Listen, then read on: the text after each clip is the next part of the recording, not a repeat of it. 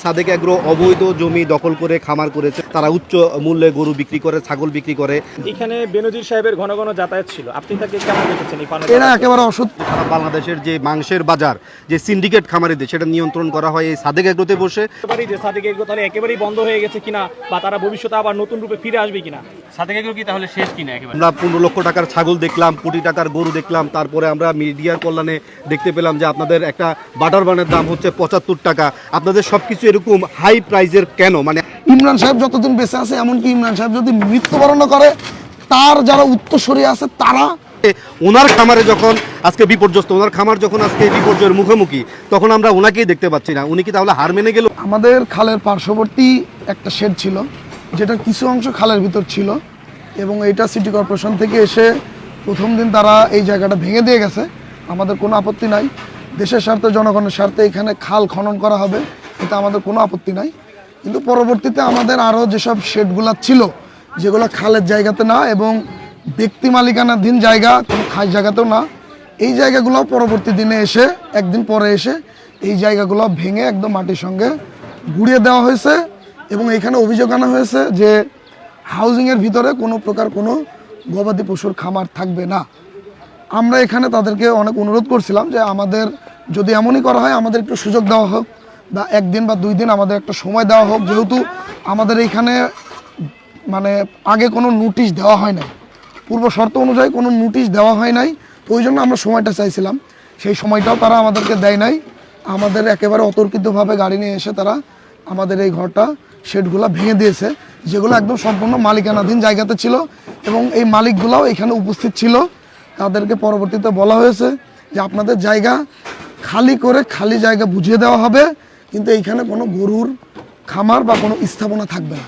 যে গরুগুলো ছিল এগুলো কি নিরাপদ আছে কিনা?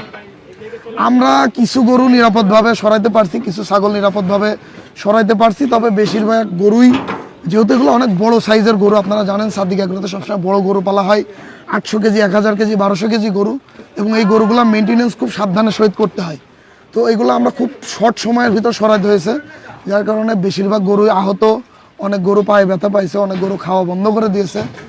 মোটামুটি বেশিরভাগ গরুই আমরা এখান থেকে আহত অবস্থায় সরাইতে সক্ষম হয়েছে। সরানোর মতো সময় দেওয়া হয় না আপনাদেরকে? না, আমাদের একদমই সরানোর মতো সময় দেওয়া হয়নি। কিন্তু আপনারা আসলে খালের উপরে কেন খামার গড়ে তুললেন? না, খালের উপরে যে খামারটা, যে জায়গাটা গেছিল, তারা প্রথম দিন এসে তারা মাপজোপ করে, অনেক আগে এটা পিলার দেওয়া ছিল, যদিও এটা খালের জায়গায় ছিল না।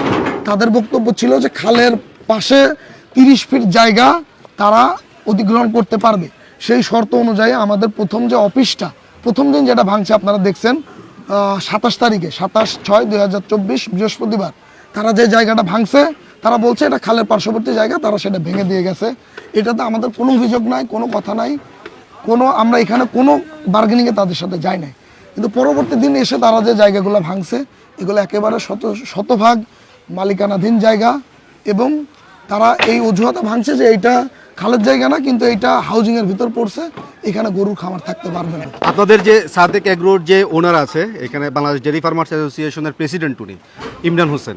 তো ইমরান সাহেব উনি ডেয়ারি ফার্মার্সের বিভিন্ন মিটিংয়ে কিংবা সরকারি বিভিন্ন মিটিংয়ের মধ্যে উনি সবসময় এই গরু চোরাচালানকারী কিংবা এই গরু নিয়ে উনি সবসময় এই মানে বাইরে থেকে গরু আনার ব্যাপারে, মানে ইন্ডিয়া থেকে বা মিয়ানমার থেকে আমাদের দেশে যে অবৈধভাবে গরুগুলো ঢুকে, এটার বিষয়ে সবসময় তৎপর ভূমিকা পালন করে আসছে। কিন্তু এখন ওনার ব্যাপারে আমরা শুনতে পাচ্ছি যে উনি নিজে এই গরু চোরাচালানকারী যেই গ্রুপ আছে, এটার মানে মেন, এটাকে কি বলে, মাফিয়া বলা হচ্ছে ওনাকে। এই ব্যাপারে আপনি কি বলবেন? আসলে বাংলাদেশে একটা প্রথা চালু আছে, যখনই কেউ একটু গর্তে পড়ে, সিন্ডিকেট, চোরা কারবারি, মাফিয়া, এই কথাগুলো তার নামের সাথে অ্যাড হয়ে যায়। এটা সম্পূর্ণ একেবারে অসত্য একটা কথা, এটা মিডিয়ার অপপ্রচার বলতে পারেন। এটা যদি সরকার চায়, বাংলাদেশ সরকার যদি চায় যে কোনোভাবে এইটাকে অনুসন্ধান করতে, কোনো ব্যাপার নয়, তারা করতে পারে, এবং করে যদি এর কোনো সত্যতা প্রমাণ পাই, যে শাস্তি দেবে আমরা মাথা পেতে নিব। কিন্তু আমরা তো সারা বাংলাদেশের মানুষের কাছ থেকে যেটা শুনতে পাচ্ছি, সেটা হচ্ছে সারা বাংলাদেশের যে মাংসের বাজার, যে সিন্ডিকেট খামারিদের, সেটা নিয়ন্ত্রণ করা হয় এই সাদেক এগ্রোতে বসে। এবং এই সাদেক এগ্রোর এই সিন্ডিকেটের কারণে দেশে যে প্রান্তিক মার্জিনাল ফার্মার যারা আছে, দেশের প্রান্তিক খামারি যারা আছে, তারা পথে বসে যাচ্ছে। এইটা যদি সত্য হইতো, সাদেক এগ্রো খামার অলরেডি 5-7 দিন যাবৎ বন্ধ, তো আমরা হাটে বাজারে মাংসের দাম হয়তো আর একটু কম পাইতাম। কম পাই নাই, এবং দেখবেন পাবেনও না, কারণ বাংলাদেশের মাংসের বাজার একা সাদিক এগ্রোর পক্ষে সিন্ডিকেট করে নিয়ন্ত্রণ করা কোনোভাবে সম্ভব না। এবং এটার সাথে সাদিক অ্যাগ্রো জড়িতও না। সাদিক অ্যাগ্রো লোকাল মার্কেটে মাংস বিক্রি করে না। সাদিক অ্যাগ্রো একটি বাণিজ্যিক গরুর খামার। বিশেষ করে এখানে টার্গেট হচ্ছে কোরবানির বাজার, যেখানে কোরবানির বাজার উপলক্ষে কেন্দ্র করে গরু পালা হয় এবং এইখানে কোনো মাংসের গরু পালা হয় না। এখানে যে গরুগুলো পালা হয় এগুলো বেশিরভাগই সব কোরবানিযোগ্য এবং দৃশ্য সৌন্দর্য একটা কথা হচ্ছে বৈশিষ্ট্যপূর্ণ গরু যেগুলো পালা হয়। তো এগুলো কোনোভাবে বাংলাদেশের যে ম্যাসিভ মাংসের বাজার সে মার্কেটটা কোনোভাবে কন্টিনিউ করে না। আপনারা এটার প্রমাণ এখন পাবেন। এখন তো সাদিক অ্যাগ্রো বলতে পারেন যে বলতে গেলে বন্ধ আছি, আমরা বেশ কিছুদিন যাবৎ বন্ধ আছি এবং আমরা নতুন পরিসরে বৃহৎ পরিসরে যতদিন না আসি এটা বন্ধ থাকবে। তো এইটা যদি আমরা সিন্ডিকেট করে বন্ধই করে থাকি তাহলে এখন বলেন মাংসের দাম কমাইতে বলেন, 300 টাকা কেজি 500 টাকা কেজি মাংস খাওয়াইতে বলেন। আপনি বলছেন যে কুরবানির জন্য আপনারা পশু প্রস্তুত করতেছেন, তো কুরবানি একটি মহৎ কাজ আমরা জানি।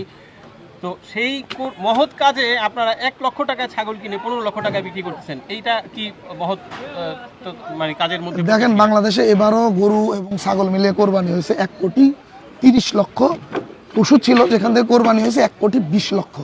তার ভিতরে কিন্তু সাদিক অ্যাগ্রো গরু ছাগল ভেড়া মহিষ সব কিছু মিলায় বিক্রি করছে 2200-র মতো, 2000 থেকে 2200-র মতো। এইটার সংখ্যা কত, এটা পার্সেন্টেজ কত আপনারা এটা নির্ধারণ করে নেন। আর একটা ছাগল দিয়ে বাংলাদেশের এই 1,20,00,000 গরু ছাগলকে আপনারা যদি সার্টিফাইড করেন বা আপনারা যদি নির্ধারণ করেন তাহলে তো হবে না। আমাদের এখানে যে কাস্টমারগুলো আসে সবাই এক লেভেলেরও না।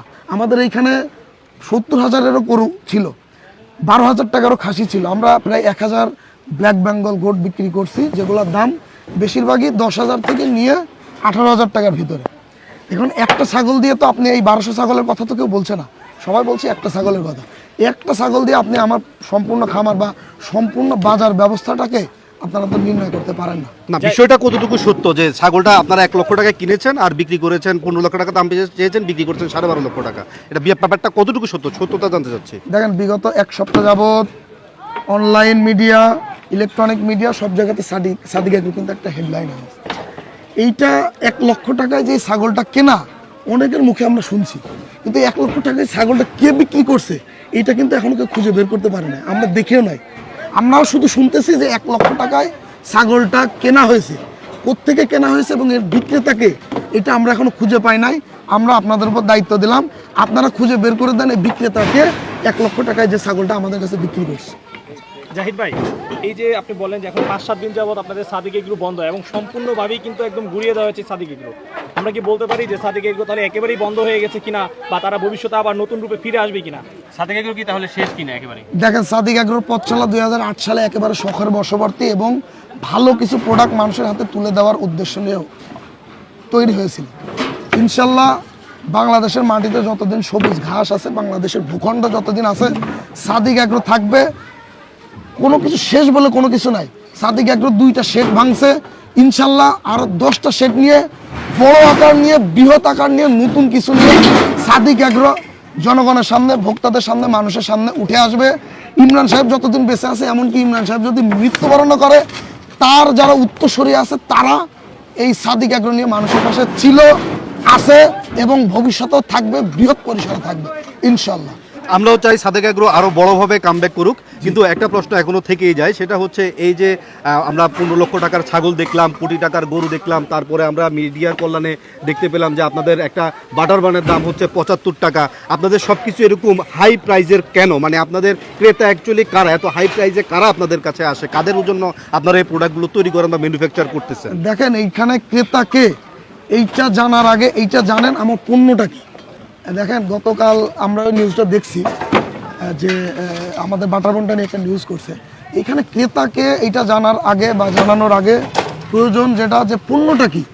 আমাদের যে পণ্যটা আমরা তৈরি করি, নর্মাল বাজারে 20 টাকা বাটারবন পাওয়া যায়, সেগুলোতে ডালনা দিয়ে তৈরি হয় সাধারণত, কিন্তু আমরা যে বাটারবনটা তৈরি করি এটার ভিতরে যে ক্রিমটা ব্যবহার করা হয় এটা শতভাগ খাঁটি গরুর দুধের ক্রিম থেকে আমরা তৈরি করি, এখানে কোনো ডালডার ব্যবহার করা হয় না। এবং আমাদের এই যে খামিরটা, যে পাউরুটিটা তৈরি করা হয়, এখানে আটার সাথে যে তরলটা ব্যবহার করা হয় সেটা সম্পূর্ণ দুধ ব্যবহার করা হয়, এবং এর সাথে আরও যে পণ্যগুলো, যে উপাদানগুলো ব্যবহার করা হয়, এগুলো সব উন্নত মানের পণ্য দ্রব্য আমরা ব্যবহার করার চেষ্টা করি। আপনি শুধু আমাদেরটা দেখলেন, আরও বাংলাদেশে অনেকগুলা কোম্পানি আছে, আমি নাম বলতে চাচ্ছি না, অনেকগুলো কোম্পানি আছে যেখানে বাটার বোন বিক্রি হয় 150 টাকা করে, তাও সিরিয়াল দিয়ে নিতে হয়। শর্ট টাইমে না গেলে আপনি পাবেন না। 150 টাকা বাটার বোন পাওয়া যায়, 150 টাকা সিঙ্গারা পাওয়া যায়। এটা আসলে যার যা ব্যবসা, সে ব্যবসার সে একটা লাইন সে তৈরি করছে। আমরা যে 75 টাকায় বাটার বোনটা বিক্রি করছি, 75 টাকায় বিক্রি করে এখানে 65 টাকা লাভ করা হয় না। এইখানে একটা ইনভেস্ট করে ন্যূনতম একটা প্রফিট করা হয়। আপনি যদি 5 টাকায় প্রোডাক্ট তৈরি করেন 10 টাকায় বেচতে পারবেন, কিন্তু আপনি যদি 50 টাকায় প্রোডাক্ট তৈরি করে 10 টাকা বিক্রি করতে চান তাহলে তো আপনার চালান পুঁজি কিছু থাকবে না। এইখানে প্রোডাক্টটা কি দিচ্ছেন আপনি সেইটা দেখবেন, তারপরে আপনি দেখবেন যে এটার গুণগত মান কি, তারপরে দাম নির্ধারণ হবে। আপনি 10 টাকায় বাটার বোন খাইতেই পারেন বাজারে, ওইটা যদি আপনি যদি আমার 75 টাকার বাটার বোন আপনি নিয়ে যদি একটা টং দোকানে 10 টাকার বাটার বোনের সাথে তুলনা করেন তাহলে তো এটা গ্রহণযোগ্য হবে না। শাহিদ ভাই, বাংলাদেশের ক্যাটেল ইন্ডাস্ট্রিতে ইমরান ভাইকে আমরা অনেক জায়গায় দেখেছি। বাংলাদেশের অনেক যেমন যখন বাংলাদেশের ফ্রোজেন মিট নিয়ে কথা হচ্ছিল তখন সেখানে ভূমিকায় ইমরান ভাই ছিল, কিংবা গরু চোরা চালানকারীদের বিরুদ্ধে অনেক সময় রুখে দাঁড়িয়েছে। কিন্তু আজকে ওনার খামারে যখন আজকে বিপর্যস্ত, ওনার খামার যখন আজকে বিপর্যয়ের মুখোমুখি, তখন আমরা ওনাকেই দেখতে পাচ্ছি না। উনি কি তাহলে হার মেনে গেল, কিংবা উনি কি পরাজয় মেনে নিল? আসলে উনি কাছ থেকে যারা ওনাকে চিনেন তারা জানেন উনি কতটা উদ্যমপূর্ণ একজন মানুষ। অনেক মানসিকভাবে উনি একজন শক্তিশালী মানুষ। উনি সাধারণত খামারে খুব কমই আসেন, ওনার অন্যান্য বিজনেস আছে সেগুলো নিয়ে উনি ব্যস্ত থাকেন সবসময়, খামারে কম সময় দেন। তবে এই পরিস্থিতি নিয়ে উনি কিছুটা বিচলিত, কিন্তু উনি কোনোভাবে ভেঙে পড়েন নাই। উনি সার্বক্ষণিক আমাদের সাথে যোগাযোগ করছে, গরু ছাগলের খোঁজ খবর নিচ্ছেন, গরু ছাগল ঠিকঠাক মতো খাচ্ছেন কিনা, পরিচর্যা হচ্ছে কিনা ঠিকঠাক মতো উনি খোঁজ খবর নিচ্ছেন। পাশাপাশি আরও বৃহৎ পরিসরে কিভাবে ফিরে আসা যায় সেই লক্ষ্যে উনি অলরেডি কাজ শুরু করে দিয়েছে। আমাদের বড় পরিসরে বৃহৎ পরিসরে কনস্ট্রাকশনের কাজ চলছে। উনি একেবারে ভেঙে পড়া মানুষ নয়, আপনারা জানেন। উনি আরও মানসিকভাবে দৃঢ়ভাবে এবং বড় পরিসরে আপনাদের সামনে খুব শীঘ্রই সাদিক অ্যাগ্রোকে উপস্থাপন করবেন, সেই প্রত্যয় নিয়ে উনি কাজ শুরু করে দিয়েছেন। ইনশাল্লাহ খুব শীঘ্রই আপনারা তাকে আপনাদের সামনে পাবেন, সম্মুখে পাবেন। ফেসবুক কিংবা ইউটিউবে এখন যে জেনারেশন তৈরি হয়েছে, আমরা যেটাকে মানে সোশ্যাল মিডিয়া বলে থাকি, তো সেখানে সবার এখন একটাই কথা সাদিক অ্যাগ্রো সম্পর্কে। সাদিক অ্যাগ্রো বাংলাদেশের নাম্বার 1 ব্র্যান্ড ক্যাটেল সেক্টরে। তো সাদিক অ্যাগ্রো সম্পর্কে সবার এখন যে প্রশ্ন সেটা হচ্ছে, সাদিক অ্যাগ্রো অবৈধ জমি দখল করে খামার করেছে, তাদের খামারের কোনো ট্রেড লাইসেন্স নাই, সরকারের কোনো অনুমতি না নিয়ে তারা খামার পরিচালনা করেছে, তারা উচ্চ মূল্যে গরু বিক্রি করে, ছাগল বিক্রি করে, তারপরে তারা চোরা চালানি বা অবৈধ পথে গরু নিয়ে এসে সেটা নিয়ে ব্যবসা করতেছে। মানে টোটাল নেট জেনারেশন নেটিজেন যারা আছে তারা সবাই সাদিক অ্যাগ্রোর বিপক্ষে। আসলে কথাগুলো যারা বলছে তারা বেশিরভাগই দেখবেন চিনে না, জানে না। তারা কেউ নরসিংদী, কেউ কুমিল্লা, কেউ কিশোরগঞ্জ, কেউ চুয়াডাঙ্গা, এইসব জায়গা থেকে বসে বলছে। অনেক কথা না জেনেই বলছে, হুজুগে বলছে। যেহেতু এটা বিষয়টা একটা ভাইরাল টপিক, যার কারণে অনেকে না জেনে কথা বলছে। ট্রেড লাইসেন্সের যে বিষয়টা বললেন, আপনারা কেউ যদি ট্রেড লাইসেন্স আপনারাও কেউ যদি দেখতে চান, আমাদের সম্পূর্ণ আপডেটেড ট্রেড লাইসেন্স আমাদের কাছে আছে। প্রত্যেকটা ব্যবসার রিনিউ করা নাকি আগের রিনিউ করা? একদম না। আমরা এই যে জুলাই মাসের আজকে 1 তারিখ, আমরা এই জুলাই মাসে আবার নতুন করে করব। যেহেতু ট্রেড লাইসেন্সটা হয় জুন টু জুলাই, আমাদের গত 2023 সালের যে ট্রেড লাইসেন্সটা সেগুলো সম্পূর্ণ আপডেট অবস্থায় আমরা আপনাদেরকে দেখাইতে পারবো, এবং জুলাইতে আমরা আবার নতুন করে ট্রেড লাইসেন্স করব।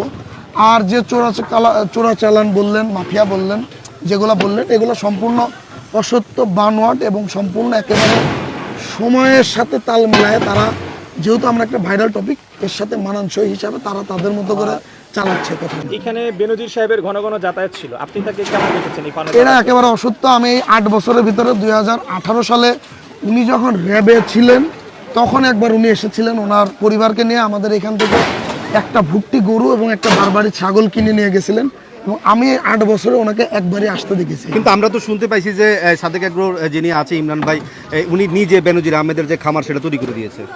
বেনজির আহমেদের খামার শুধু তাই না, আমরা বাংলাদেশের অনেক খামার, যেহেতু আমাদের এই কোম্পানির মূল বিজনেস হচ্ছে স্কিল, আমরা স্কিল তৈরি করি, এবং বাংলাদেশে বলতে গেলে সর্বপ্রথম আধুনিক প্রযুক্তির যে খামারগুলা, যে শেডগুলা সাদিক অ্যাগ্রো তৈরি করা। সেই ক্ষেত্রে অনেকে আমাদের থেকে কনসালটেন্সি নিয়েছে, অনেকে আমাদের থেকে পরামর্শ নিয়েছে। অনেক খামার আমাদের এই খামারে আসছে, আমাদের খামার দেখছে, ছবি নিয়ে গেছে, মাপজোপ নিয়ে গেছে, তারা আমাদের খামারগুলোকে ফলো করে। আপনি দেখবেন বাংলাদেশে অনেক খামার, যেগুলো নতুন খামার, বড় খামার, ভিজিট করলে দেখবেন সবগুলো খামারই, ম্যাক্সিমাম খামারই সাদিক অ্যাগ্রোকে ফলো করে তৈরি করা। সেই হিসাবে বাংলাদেশের অনেক খামারকে আমরা আমাদের অ্যাডভাইসগুলো দিয়েছি, অনেক খামারকে আমরা অ্যাডভাইসগুলো দিয়েছি। তো এখানে আমাদের তৈরি করে দেওয়া না, আমাদের অ্যাডভাইস নেওয়া অনেক খামার বাংলাদেশে আছে। আরেকটা জিনিস যেটা আমরা জানতে পারছি সেটা হচ্ছে বাজারে মাংসের যে অস্থিতিশীল পরিবেশ, এটা আপনারা প্রতি বছর কোরবানির শুরুতেই এসে একটা বড় অঙ্কের মানে গরু প্রদর্শন করেন, যেটার কারণে কোরবানির বাজার অস্থিতিশীল হয়ে যায়। এই বিষয়ে আপনি কি বলবেন? দেখেন, প্রদর্শন বিষয়টা একেবারে সাদিক এগ্রোর বিষয় না, এটা হচ্ছে মৎস্য প্রাণী সম্পদ মন্ত্রণালয় এবং প্রাণী সম্পদ অধিদপ্তরের একটা প্রোগ্রাম, যেখানে Bangladesh dairy farmers association support হিসাবে কাজ করে। Sadiq agro as a participate হিসাবে আরও অন্যান্যদের মতো পার্টিসিপেট করে। এখানে সাদিক এগ্রোর কোনো বিষয় না, প্রাণী সম্পদ অধিদপ্তর আয়োজন করে, আমরা সেখানে জাস্ট অংশগ্রহণ করি এবং এই বিষয়টা শুধুমাত্র প্রদর্শনের জন্য।